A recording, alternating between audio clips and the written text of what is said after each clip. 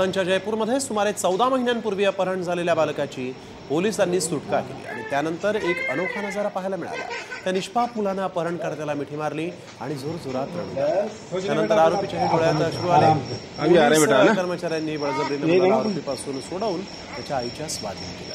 मात्र तरीही मूल रडतच होतं। 1 वर्षाहून अधिक काळ मुलाला आपल्या ताब्यात ठेवणाऱ्या आरोपीने नुकसान केलं नव्हतं तर त्याची चांगली काळजीही घेतली। त्यामुळेच हे बाळ मोठमोठ्यानं रडू लागलं होतं।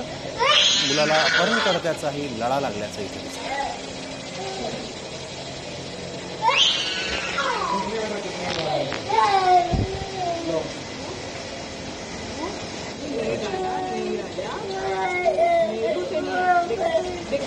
ये क्या नाम है आपका माताजी? सीमा। ये क्या लगते हैं आपके? छोटी बहन है। ये बच्चा इनको दे दिया?